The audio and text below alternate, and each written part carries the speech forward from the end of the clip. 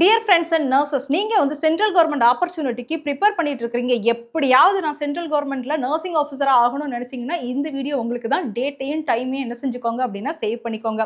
நம்மளோட mid year academy இப்போ நடந்து முடிஞ்ச சிஆர்இ எக்ஸாம்ல மோர் தென் 300 ஸ்டூடெண்ட்ஸ் நம்மளோட மிட் இயர் அகாடமிலேருந்து ப்ரொவிஷனலா என்ன செஞ்சிருக்காங்க அப்படின்னா செலக்ட் ஆயிருக்காங்க. ஸோ இப்போ இவங்க வந்து நார்செட் 9க்கான ஒரு ரெகுலர் பேட்ச் வந்து ஸ்டார்ட் பண்ணியிருக்காங்க. இந்த ரெகுலர் பேட்ச்ல வந்து 3 கோர்ஸா என்ன செய்றாங்க அப்படின்னா ரன் பண்றாங்க. 4 மந்த்துக்கு ஒரு கோர்ஸ், 6 மந்த்துக்கு ஒரு கோர்ஸ், 12 மந்த்துக்கு ஒரு கோர்ஸ். உங்களோட கன்வீனியன்ட் படி இதுல நீங்க எதுல வேணாலும் என்ன செஞ்சுக்கலாம் அப்படின்னா ஜாயின் பண்ணிக்கலாம்.